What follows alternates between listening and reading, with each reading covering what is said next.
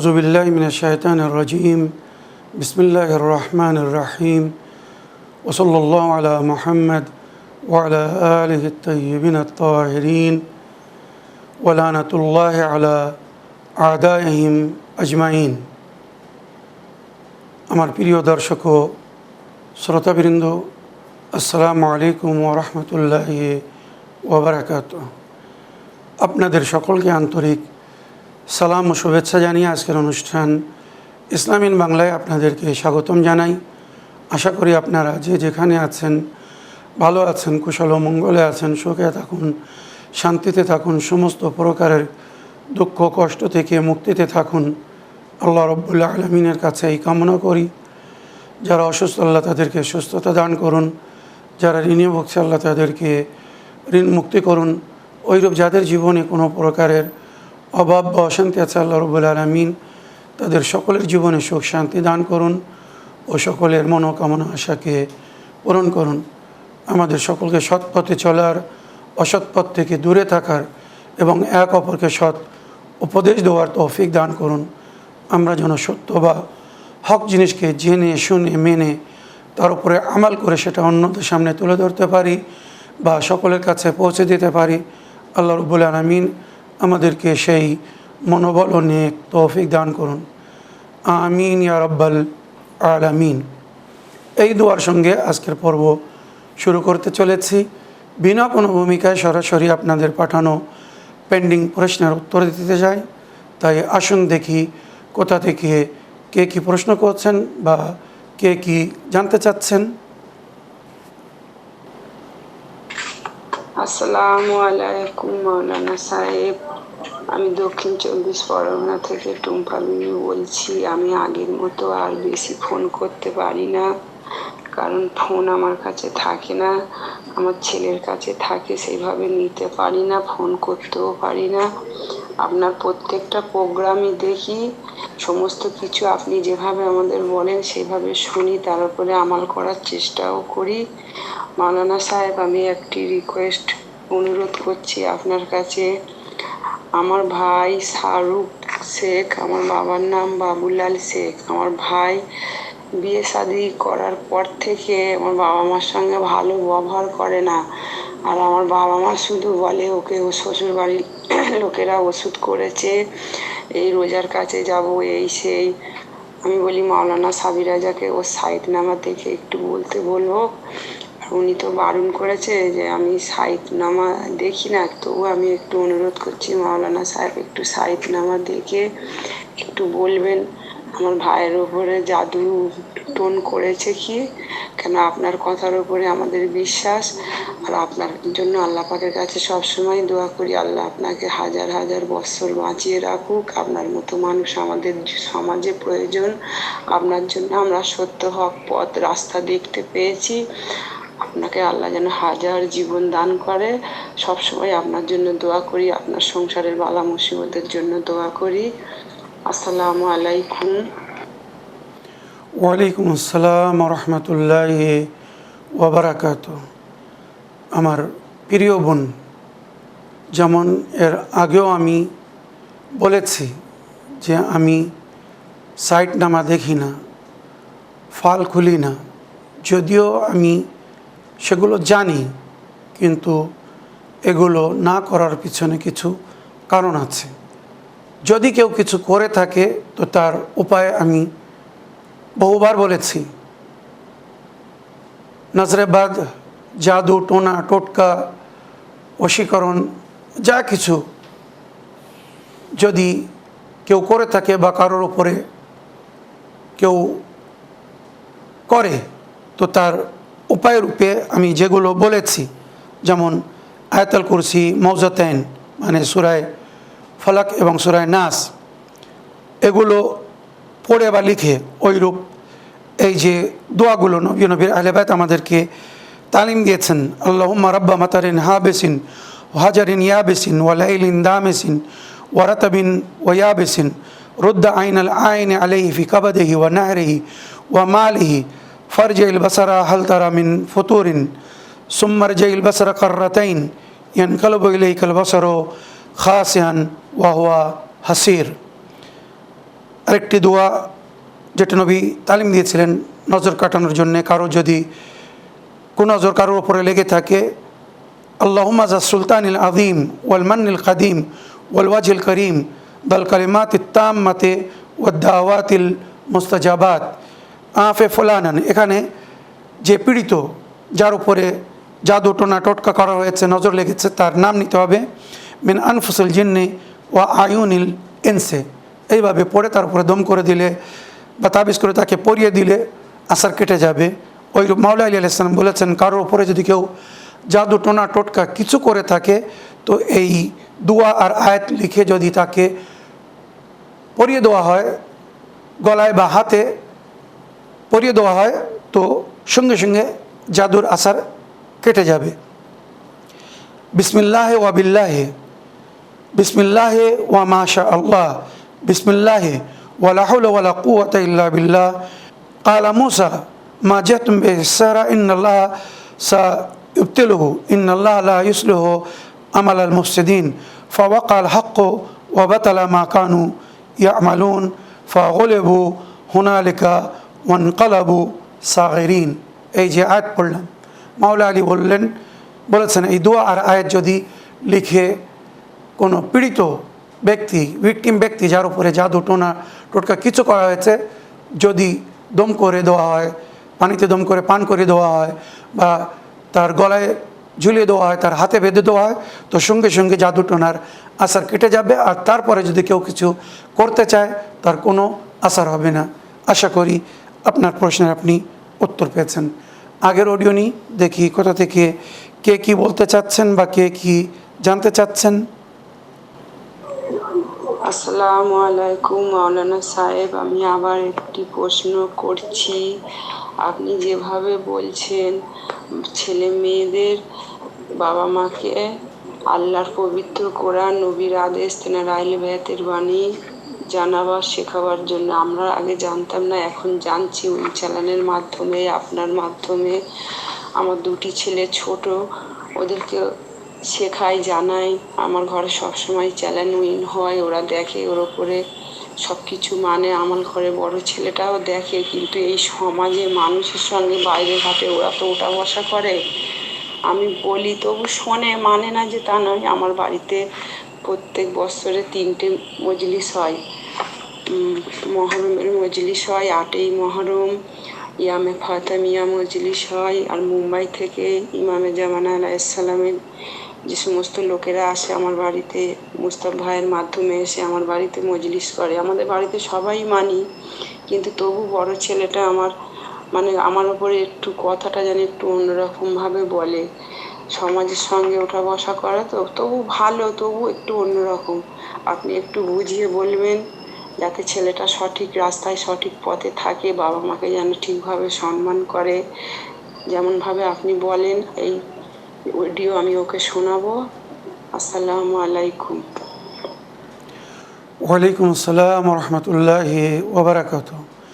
আমার প্রিয় বোন, আমি যে কথাগুলো আগে আপনার ছেলের জন্যে বা আপনার ছেলের মতো অন্যদের জন্যে বলতে যাচ্ছি, ভালো করে মন দিয়ে শুনবেন আর এগুলো তাদেরকে শোনাবেন, আপনার ছেলেদেরকে শোনাবেন। কোরআন ও হাদিস থেকে যে কথাগুলো আমি বলতে যাচ্ছি।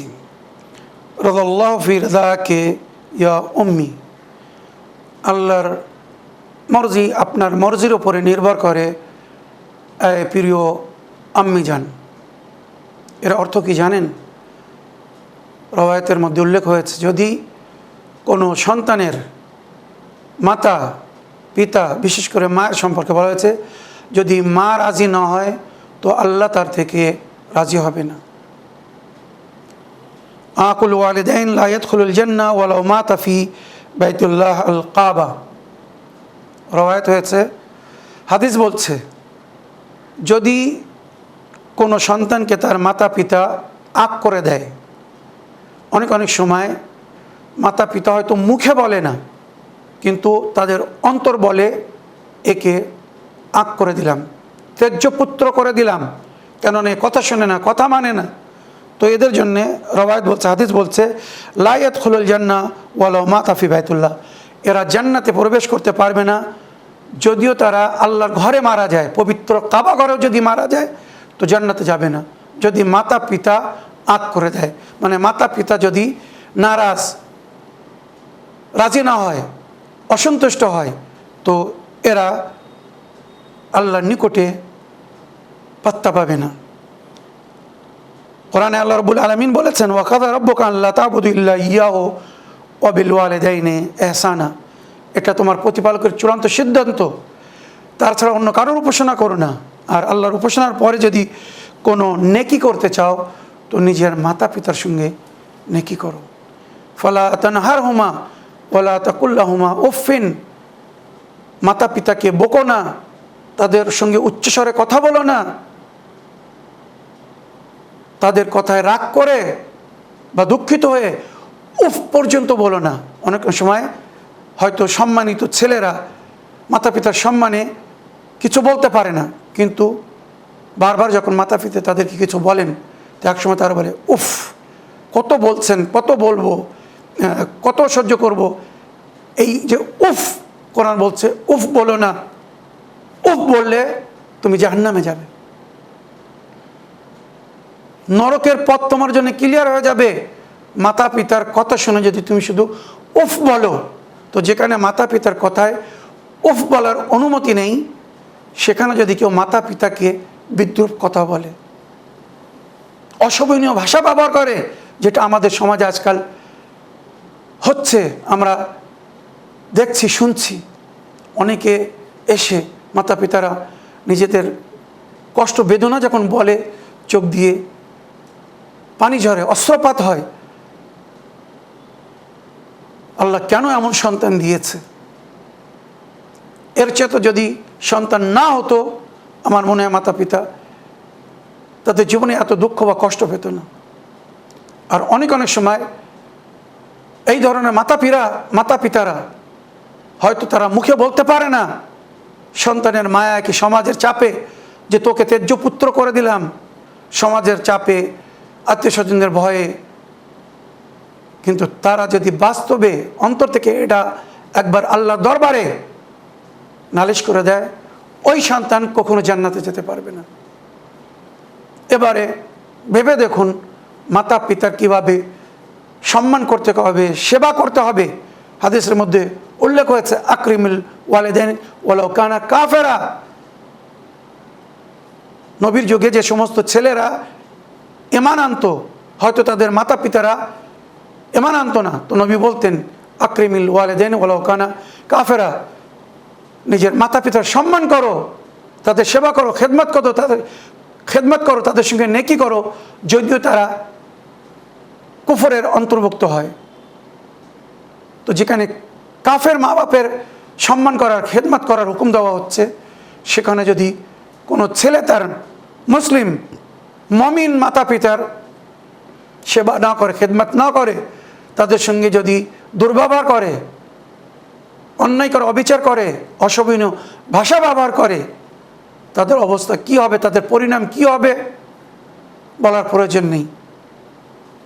আমরা এমন যুবকদের সম্পর্কে জেনে এসেছি বা শুনেছি যারা 5 ওয়াক্তের নামাজি, তাদের ব্যবহার মাতা পিতার সঙ্গে ভালো না। তারা নিজের বউ বাচ্চার ঠিক খেয়াল রাখছে, কিন্তু মাতা পিতার খেয়াল রাখে না। এই নামাজ কোনো কাজে আসবে না।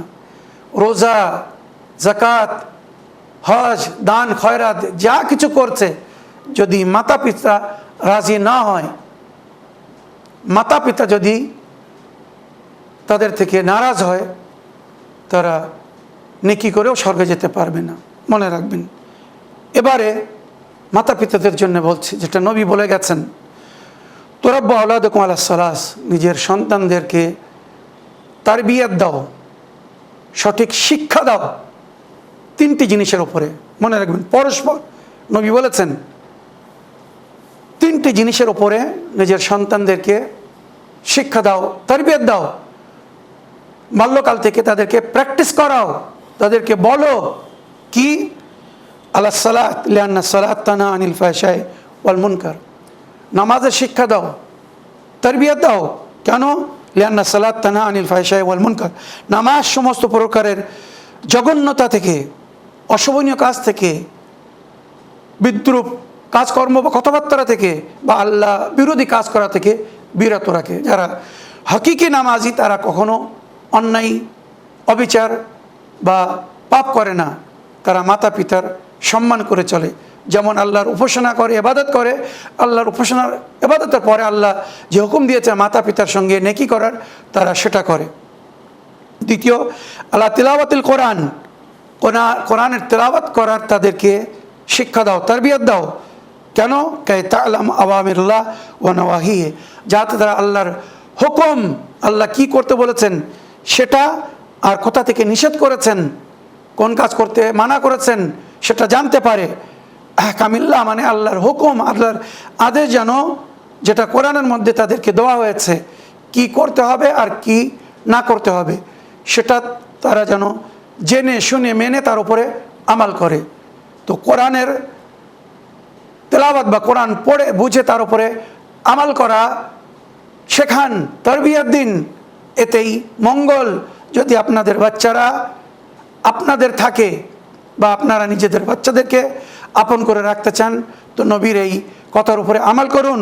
আর তৃতীয় কথা হচ্ছে আলা হুব্বে নবিয়কুম আহলে বাইতি, নিজে বাইতেহি, আলা হুব্বে নবিয়কুম ও আহলে বাইতি, নবীর ভালোবাসা এবং নবীর ভালোবাসার সঙ্গে সঙ্গে নবীর আহলে বাইতের ভালোবাসার উপরে তাদেরকে তারবিয়ত দাও, শিক্ষা দাও, বাল্যকাল থেকে তাদেরকে গড়ে তোলো। কেন? লিআন্না আল্লাহ সুবহানাহু ওয়া তাআলা লা ইয়াতাকাব্বাল আমাল উম্মতি ইল্লা বিহুব্বিনা ওয়া বিলায়াতিনা আহলিল বাইত আলাইহিস সালাম। কেননা আল্লাহ সুবহানাহু ওয়া তাআলা আমার উম্মতের কোনো ব্যক্তির আমালকে কবুল করবে না আমাদের ভালোবাসা এবং আমাদের ওলায়াত ছাড়া। মানে আহলে বায়তের ভালোবাসা এবং আহলে বায়তের ওলায়াত যদি না থাকে তো আল্লাহ কারোর নামাজ, রোজা, হজ, যাকাত কবুল করবে না। সুতরাং আহলে বায়তের ভালোবাসা, নবীর সঙ্গে সঙ্গে নবীর ভালোবাসার তালিম দিন, তরবিয়ত দিন। এবং নবীর আহলে বায়ত যেভাবে মাতা পিতার সঙ্গে ব্যবহার করতে বলেছেন, হুকুকুল ইবাদ, ইমামে জাইনুল আবদিন আলাইহিস সালাম মাতা পিতার যে হক বলেছেন সেগুলো বাচ্চাদেরকে শোনান। ওইরূপ বাচ্চাদের কি হক বা অধিকার মাতা পিতার উপরে, এগুলোও শোনান। বাচ্চারা সুবোধ হবে, সুন্দর হবে, গোলামের মতো কথা শুনবে। আমার প্রিয় বোন, আশা করি আপনার প্রশ্নের আপনি উত্তর পেয়েছেন। আগের অডিও নিই, দেখি কোথা থেকে কে কি জানতে চাচ্ছেন বা কে কি বলতে চাচ্ছেন। আসসালামু আলাইকুম রহমতুল্লাহি ওয়া বারাকাতুহু। আমি পূর্ব বর্ধমান থেকে ফাতেমা বলছি। মাওলানা সাহেব, আল্লাহ আপনাকে ভালো রাখুক, সুস্থ রাখুক, সমস্ত বালা মুসিবত পেরেশানি থেকে দূরে রাখুক। আল্লাহ সমস্ত মনোকামনা আশাকে আপনার পুরো করুক। সবসময় আপনার জন্য দোয়া করি, আপনার আব্বা মা, আপনার ফ্যামিলির জন্য আমি দোয়া করি, আপনি আমার জন্য দোয়া করবেন। আমি যেন সিরাতুল মুস্তাকিমের উপরে থাকতে পারি, আমি যেন সারা জীবন এই পথেই নিজের জীবন শেষ করতে পারি। এটুকু আল্লাহর কাছে আপনি আমার জন্য দোয়া করবেন। আমার প্রথম প্রশ্ন হলো, মালিকুল মত কি প্রতিদিন আমাদের বাড়িতে আসে আমাদের দেখার জন্য, নাকি শুধু মৃত্যুর সময় আসে? আর যদি প্রতিদিন এসেই থাকে তা কেন আসে, সে কী দেখার জন্য আসে? এই প্রশ্নের উত্তরটা দেবেন একটু। আর একটা প্রশ্ন হলো যে মেহমান কত ধরনের হয় এবং সেই মেহমানদের সঙ্গে আমাদের কি ব্যবহার করা দরকার? আমাদের কিছু মেহমান আছে, তারা এসে মাসের পর মাস, দিনের পর দিন এসে থেকে যায়, খেয়ে যায় এবং তারা হুকুম করে, অর্ডার করে, এই সমস্ত মেহমানও আছে। এবং কিছু মেহমান আছে হয়তো একদিনের জন্য হয়তো কোথাও তারা গেল, তাদের সঙ্গে খুব দুরাচার, দুর্ব্যবহার করা হয়। তা আপনি দুই ধরনের মেহমানের জন্যই বলবেন যে কাদের সঙ্গে কীরকম ব্যবহার করা উচিত। এই প্রশ্নের উত্তরটা আপনি একটু খুব সুন্দর করে বুঝিয়ে বলবেন। যদিও হয়তো আপনি বহুবার দিয়ে রেখেছেন, কিন্তু এই প্রশ্নের উত্তরটা আপনি একটু ভালো করে বুঝিয়ে বলে দেবেন। যেহেতু আমি এই প্রশ্ন, এই আপনার এই এপিসোডটা আমি আমার আপনজনদেরকে একটু দিয়ে পাঠাতে চাই, কেননা তারা একটু খারাপ ব্যবহার করেছে আত্মীয়র সঙ্গে, তাই তাদেরকে আমি বোঝাতে চাই। আল্লাহ আপনাকে ভালো রাখুক, সুস্থ রাখুক, সমস্ত বালা মুসিবত পেরেশানি থেকে দূরে রাখুক। জাযাকাল্লাহ খায়রুদ দুনিয়া ফিদ দুনিয়া ওয়াল আখিরাহ। ওয়ালাইকুম আসসালাম রহমতুল্লাহি ওবরাকাত। আমার প্রিয় বোন বা আপা, আপনার ভয়েসমেলের জন্য আপনাকে ধন্যবাদ জানাই। আপনি দুটি গুরুত্বপূর্ণ বিষয়ে জানতে চেয়েছেন। প্রথম প্রশ্ন ছিল মালাকুল মউত কি প্রতিদিন আমাদের বাসায়, আমাদের বাড়িতে আসেন, না শুধু রূহ কবজ করতে আসেন? আর দ্বিতীয় প্রশ্ন ছিল মেহমান নওয়াজি, জিয়াফাত সম্পর্কে, কুটুমের সঙ্গে কী ব্যবহার করতে বলেছে দ্বীনে ইসলাম। তো আপনার প্রথম প্রশ্নের উত্তরে আমি বলবো যেটা ইসলামিক ইতিহাস, রওয়ায়াত ও তাফসীরের মধ্যে লেখা হয়েছে মালাকুল মউত প্রতিদিন 5 বার আমাদের বাসায় আসেন। নবী करीम सल्लल्लाहु अलैहि वसल्लम থেকে वर्णित रवायत, आप सल्लल्लाहु अलैहि वसल्लम ने फरमाया कि कोई ऐसा घर नहीं है जिसके दरवाज़े पर मलकुल मौत दिन में 5 मरतबा ना आते हो। এমন কোনো বাড়ি নেই যে ঘরের দরজায় দিনে 5 বার মালাকুল মউত আসে না। কখন আসে? তো এখানে রवायत হচ্ছে, बाज़ रवायत के मुताबिक मलकुल मौत की आमद 5 नमाज़ों के अवकात में होती है। 5 যে নামাজের সময়, সকালের নামাজের সময়, জোহর আসরের নামাজের সময় বা মাগরিব এশা নামাজের সময় মালাকুল মউত আসে আর দেখে কারা আল্লাহর বান্দারা বা বান্দিরা তাদের জীবনের উদ্দেশ্যকে পালন করছে। কেননা আল্লাহ রাব্বুল আলামিন কোরআনে বলেছেন ওমা খালাকতুল জিন্না ওয়াল ইনসা ইল্লা লিয়াবুদুন, আমি জিন্ন ইনসকে সৃষ্টি করিনি কিন্তু আমার উপাসনা বা ইবাদতের জন্য। তো মালাকুল মউত এসে দেখে যে একে যে জীবনদান দেওয়া হয়েছে সেই উদ্দেশ্যকে এ পূরণ বা পালন করছে কিনা, আল্লাহর উপাসনা বা ইবাদত করছে কিনা। যদি কাউকে নামাজে দেখে আল্লাহর উপাসনা ইবাদত করতে দেখে খুশি হয়ে যায় আর আল্লাহকে বলে আল্লাহ আপনার বান্দা যাকে আপনি জীবনদান দিয়েছেন সে আপনার উদ্দেশ্যকে পালন করছে, পূরণ করছে, তাকে সুযোগ দেওয়া হয়, তার নেকিকে দেখে তার জীবনকে বৃদ্ধি করে দেওয়া হয়। রওয়ায়াতে উল্লেখ হয়েছে মালাকুল মউত তাকে দেখে, কেননা মালাকুল মউত সকলের সম্পর্কে লৌহে মাহফুজে কি লেখা আছে, কার মউত কখন কিভাবে হবে সব লেখা আছে, কার রুজি কতদিন এই দুনিয়ায় সব লেখা আছে। যখন মালাকুল মউত দেখে এর রুজি শেষ হয়ে গেছে, এর মউতের সময় নিকটে এসে গেছে, মালাকুল মউত নির্ধারিত সময়ের অপেক্ষা করে আর তার উপরে মৃত্যু বা মউতের আসার তারি হয় আর মালাকুল মউত তার রূহ কবজ করে নিজের সঙ্গে নিয়ে চলে যায়। কিন্তু এখানে একটা কথা বলছি, ভালো করে মন দিয়ে শুনবেন, কিছুরা এমনও হয় যাদের মৃত্যু নির্ধারিত সময়ে লেখা থাকে কিন্তু দান খয়রাত এবং দুয়ার কারণে তাদের জীবন বৃদ্ধি করে দেওয়া হয়, মৃত্যুকে পোস্টপোন করে দেওয়া হয়। উদাহরণস্বরূপ জোহরের সময় কারোর মৃত্যু লেখা ছিল, অর্থাৎ জোহরের আগে সে কিছু আল্লাহর পথে দান করেছে, দান খয়রাত দিয়েছে, সাদকা করেছে, এই সাদকা তার জীবনকে বৃদ্ধি করে দেয়। কি সে আল্লাহর কাছে কাতর হয়ে দোয়া করেছে, আল্লাহ আমাকে হায়াত দান করুন, তোলে অমর দান করুন, যাতে আমি নেকি করতে পারি, আপনার ইবাদত উপাসনা করতে, আপনার বান্দাদের খেদমত করতে পারি, সেবা করতে পারি। তো এই দুয়া বা নেকি সাদকা ও খায়রাতকে দেখে আল্লাহ জীবনকে বৃদ্ধি করে দেন। আর দুয়া ও সাদাকা তারুদ্দুল কাজা ওয়াল বালা, যেটা রওয়ায়াতের মধ্যে উল্লেখ হয়েছে, দোয়া এবং সাদাকা বালা মুসিবতকে দূর করে দেয়, এমনকি মৃত্যুকে টলিয়ে দেয়। তো এমনও হয় যে মালাকুল মউতকে আল্লাহ হয়তো আদেশ দিয়ে রেখেছেন অমুক সময় অমুকের রূহ কবজ করার জন্যে। যখন সেকে মালাকুল মউত আসে দেখে যে দোয়া বা সাদকার মাধ্যমে, নেকির মাধ্যমে সে নিজের জীবনকে অটোমেটিক বৃদ্ধি করে নিয়েছে, লৌহে মাহফুজে তার মৃত্যুকে মুছে হায়াত লিখে দেওয়া হয়েছে, আরও কিছুদিন সুযোগ দেওয়া হয়েছে। এর বারাক্স মানে উল্টো, অনেক অনেক সময় কারোর জীবন অনেক বেশি লেখা থাকে, কিন্তু সে কিছু পাপ, অন্যায়, অবিচার, জুলুম এমন করে যার কারণে তার জীবনকে, বয়সকে শেষ করে মুছে সেখানে মৃত্যু লিখে দেওয়া হয়। বিশেষ করে মাতা পিতার সঙ্গে যদি কেউ অন্যায় করে, অবিচার করে, আত্মীয় স্বজনের সঙ্গে দুর্ব্যবহার করে, কাতায় রেহান করে, জুলুম করে, অত্যাচার করে অন্যদের উপরে, তো রাওয়ায়াতে লেখা হয়েছে আল্লাহ এদের বয়সকে কম করে দেয়।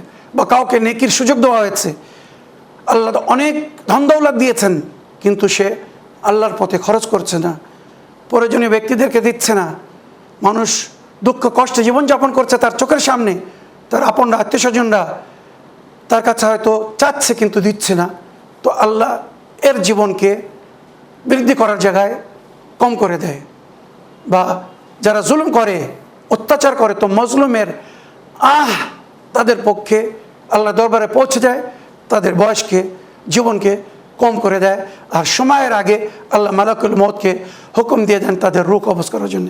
তো আমার প্রিয় বোন, আশা করি এই যে কথাগুলো বললাম বুঝতে পেরেছেন। এবারে আপনার যে দ্বিতীয় প্রশ্ন ছিল যে কুটুম দুই প্রকারের, কিছুরা আসে নিজের বাড়ি মনে করে সপ্তাহ পরে সপ্তাহ থেকে যাচ্ছে, আরামে বসে খাওয়া পানাহার পাচ্ছে, কোনো পরিশ্রম করতে হচ্ছে না, কষ্ট করতে হচ্ছে না, শান্তির সঙ্গে জীবনযাপন করতে পারছে, বাড়ি যাওয়ার নাম নিচ্ছে না। অনেক অনেক সময় মানুষ হয়তো বলতে পারে না, কিন্তু মনে মনে তারা বলে অতিথি কবে যাবে। তো এমনও আত্মীয় আছে, আবার কিছুরা আছে যেটা রওয়ায়াতের মধ্যে উল্লেখ হয়েছে, শরীয়তে বলেছে 3 দিনের বেশি কারোর বাড়িতে মেহমান হয় না। এটা কিন্তু নবীর সুন্নাত, আল্লাহর ওলিয়া উলিয়াদের সুন্নাত। নবী বা ইমামরা কারোর বাসায় 3 দিনের বেশি কখনো মেহমান হননি, এটাই ইতিহাসে প্রমাণিত। আর ওই জন্যে ইমাম হোসেন আলাইহিস সালাম কারবালায় যখন বানি আসাদকে ডেকে তাদেরকে ওসিয়ত করেছিলেন, তো সেই ওসিয়তের মধ্যে একটি ওসিয়ত ছিল, যারা আমাদের শাহাদাতের পরে আমাদের জিয়ারত করতে আসবে তো কমস কম 3 দিন তাদের মেহমান রেখো, 3 দিন তাদের জিয়াফত করো, পানাহারের ব্যবস্থা করো, থাকার ব্যবস্থা করো, তাদের খেয়াল রাখো তারা যেন কষ্ট না পায়। সুতরাং নবী করিম সাল্লাল্লাহু আলাইহি ওয়াসাল্লাম থেকে बन्नी तो रवायत है, ईमान की अलामत रसूलुल्लाह सल्लल्लाहु अलैहि वसल्लम ने फरमाया, जो शख्स अल्लाह और आखिरत पर ईमान रखता है उसे मेहमान की इज्जत करनी चाहिए। যারা আল্লাহ রসুল আহলে বাইতের প্রতি বা আখিরাতের প্রতি ঈমান রাখে, তাদের কর্তব্য বা দায়িত্ব তারা যেন মেহমানের সম্মান করে। खैर व बरकत, मेहमान अपने साथ रिज्क लाता है और जाते वक्त मेज़बान की गुनाह बख्शवा देता है। মেহমান নিজের সঙ্গে রুজি নিয়ে আসে, যার রুজি আল্লাহ যেখানে লিখে আগে পৌঁছে দেয়, তারপরে আল্লাহর বান্দা বা মেহমান আসে।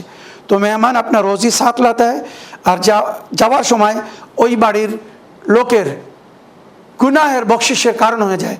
যদি সঠিকভাবে মেহমান নওয়াজি করা হয়, মেহমান যদি রাজি খুশি ওই বাড়ি থেকে যায়, তো আল্লাহ রাজি হয়ে ওই বাড়ির লোকের গুনাহকে, মেজবানের গুনাহকে ক্ষমা করে দেয়। रवायत बोलते अम्बिया की सुन्नत, हज़रत इब्राहिम अलैहिस्सलाम को अबू ज़ैफ़ान मेहमान नवाज कहा जाता है।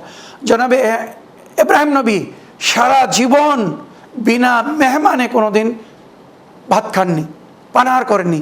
যখনই কিছু খেতেন কাউ না কাউকে সঙ্গে করে নিতেন, ডেকে মেহমান করে খেতেন। তাই ওনার জীবনে রুজির কখনো অভাব হয়নি। इज़्ज़त व तकरीम, मेहमान की तवाज़ु और बेहतरीन चीज़ से ज़ियाफ़त करना, মেহমানের সামনে নম্রতা দেখাও, ভদ্রতা দেখাও, আর সুন্দর জিনিসের মাধ্যমে তাদের জিয়াফত করো, মেহমান নওয়াজি করো। আখলাকে হাসানা মে শামিল হয়, সুন্দর ব্যবহার বা চরিত্রের মধ্যে এটা গণিত যে মেহমানের সঙ্গে সদ্ব্যবহার করো। এবারে রওয়ায়ত বলছে ইসলাম মে এক আজিম সুন্নত है মেহমান নওয়াজি, মানে মেহমানের মেহমান নওয়াজি করা, তাদের খেয়াল করা আজিম सुन्नत अम्बिया है, ईमान की निशानी है। सुन्नत अम्बिया व ईमानेर परिचय, जिसके ज़रिए मोहब्बत, खैर व बरकत और गुनाहों की माफ़ी हासिल होती है। मेहमान नवाजी করলে मोहब्बत ভালোবাসা বৃদ্ধি পায়, खैर व बरकत হয়, गुनाह अल्लाह माफ़ कर दें, गुनाहेर बख्शिश है।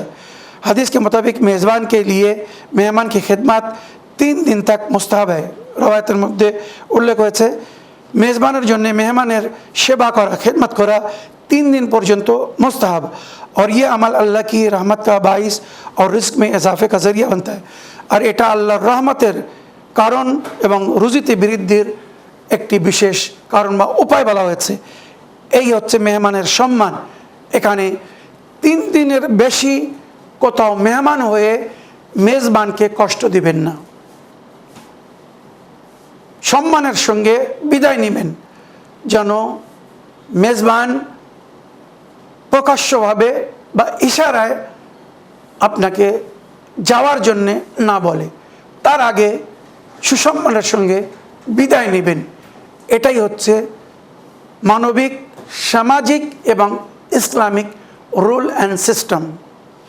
হ্যাঁ, মেহমান যদি আপনাকে বলে ভাই আরও কিছুদিন থেকে যান, অনেক মেহমানরা আমাদের জন্য মেহমান হন না, আপন পরিবার সদস্যের মতো, মানে আমাদের পরিবারের একটা অংশের মতো হয়, আমরা চাই ইনি আরও কিছুদিন আমাদের কাছে থেকে যান। তো যদি মেজবান আপনাকে থাকতে বলে থাকুন, কোনো অসুবিধে নেই। তবে যদি আপনি অনুভব করেন, ইশারা পেয়ে যান, বুঝতে পারেন যে আপনি তাদের জন্য বোঝা হয়ে আছেন, আপনার জন্য তাদের অসুবিধা হচ্ছে, থাকার হিসেবে হোক, পানাহারের হিসাবে হোক, ইসলামিক পর্দা যেটা ঘরে মেনটেন করতে হয়, সবাই তো মেহরাম হয় না, অনেক সময় না মেহরাম মেহমান আসে, তো বাড়ির বউদেরকে পর্দা করতে হয়, কতক্ষণ পর্দা করে থাকতে পারবে, তো অসুবিধা হয়। তো ওই জন্যে এমন না মেহরাম মেহমানদেরকে শরীয়ত বলছে যত শীঘ্র সম্ভব যদি কোনো প্রয়োজন নিয়ে এসে থাকেন, প্রয়োজন মিটিয়ে বিদায় নিন, তাদেরকে কষ্ট দেবেন না, নিজেও লজ্জিত হবেন না। আর যদি মেহমান আসে 1 দিন 2 দিন 3 দিনের জন্যে, কিছুক্ষণের জন্যে আপ্রান্ত যত্ন বা সম্মান দিন, যাতে মেহমান রাজি খুশি হয়ে যায়, তাহলে আল্লাহ রাজি খুশি হবেন, জীবন বৃদ্ধি পাবে, ঘরে বরকত হবে, বালা মুসিবত দূর হবে, রুজিতে বরকত হবে, আরও অনেক ফায়দা বলা হয়েছে। হ্যাঁ, মেজবান যদি আপনাকে থাকতে বলে তখন আপনি 3 দিনের বেশি থাকতে পারবেন। যদি মেজবান মেহমানকে 3 দিনের পরে থাকার জন্যে অনুগ্রহ জ্ঞাপন না করে, মেহমান যেন সঙ্গে সঙ্গে নিজের বিদায়ের ব্যবস্থা নিজেই করে নেয়। আমার প্রিয় বোন, আশা করি আপনার প্রশ্নের আপনি উত্তর পেয়েছেন। আমার এপিসোডের সময়ও শেষ হয়ে গেছে, আশা করি আপনারা নিজের প্রশ্নের উত্তর পেয়েছেন। এই বলে আমার আজকের বক্তব্য এখানে শেষ করলাম। ওয়া আখিরু দাওয়ানা আলহামদুলিল্লাহি রাব্বিল আলামিন। ওয়াসসালামু আলাইকুম ওয়া রাহমাতুল্লাহি ওয়া বারাকাতুহু।